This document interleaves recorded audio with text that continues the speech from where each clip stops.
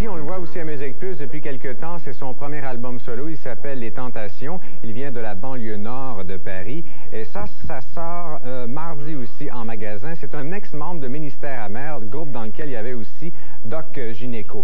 Et très, très forte réaction en France là-dessus. Il en a vendu 100 000 les trois premières semaines que l'album est sorti. En fait, il a passé les 300 000 copies vendues. Et quand son album est sorti là-bas la première semaine, il en a vendu plus que Céline Dion, elle, quand elle a sorti son album. Là, donc, c'est comme assez hot comme produit. 7 titres ont été réalisés par Akhenaton, qui est bien sûr le leader du groupe I.Am. Ça n'a pas trop de rapport avec I.Am, par exemple. C'est plus doux, c'est plus pop, funky, commercial, mélodique. Moi, j'aime mieux I.Am, je vous avoue, que Passy, mais c'est quand même bien fait. Ensuite, Sneaker Pimps avec Becoming Remixed. Non, ce n'est pas un nouvel album de Sneaker Pimps. Ce ne sont que des remixes des différents Super Maxi qui étaient sortis en Angleterre. Il y a 2 remixes de Spin Spin Sugar, Walking Zero, 3 de Post-Modern Sleaze, également 2 de Six Underground, Tesco Suicide et Roll On. Donc, ce ne sont pas toutes les chansons de l'album remixées. Il y a vraiment, moi, 4 remixes qui m'ont intéressé. Le restant, c'est vraiment du high energy, techno, disco, de discothèque.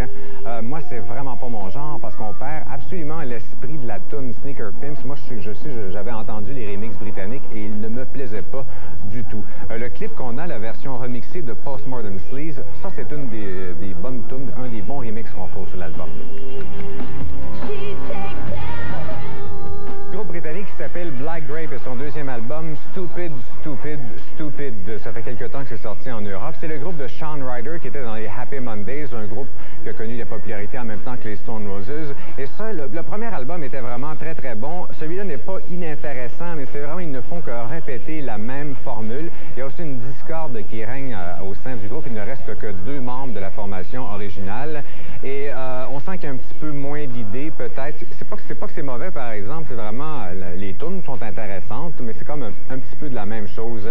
Et Shawn Ryder est un peu monsieur bizarre. C'était réalisé par Danny Saber, qui a travaillé avec les Rolling Stones et aussi avec U2. Si vous aimez le groupe, je pense que vous ne devriez pas quand même être déçus.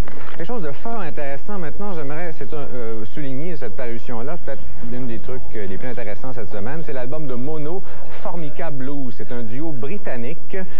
Le gars est claviériste, la fille chanteuse, bien sûr. C'est leur premier album. Formica, je ne savais pas, c'est une marque de commerce, ça veut dire du plastique. Et eux s'inscrivent un peu dans la mode trip-hop. On pense à Portishead, à Morcheban, les écoutants. Mais ils apportent quelque chose de neuf quand même. C'est pas comme de la sous-classe. Il y a un peu de pop rétro qui fait très des années 60, un peu français à la Serge Gainsbourg ou Burt Bacharach, ou encore les réalisations de Phil Spector, qui est un génie, bien sûr. John Barry, qui faisait les bandes originales des films de James Bond. Aussi des influences drum and bass, jazz. Ça s'apprécie après quelques écoutes. C'est un album qui est très doux, sauf le single qui brasse un peu plus, qui s'appelle Life in Mono.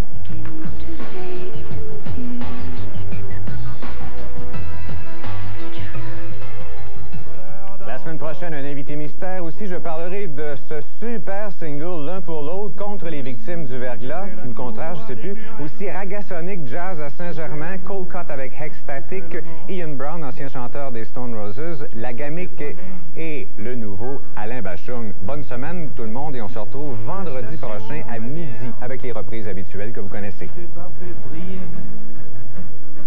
J'étais gant de crin, Joseph.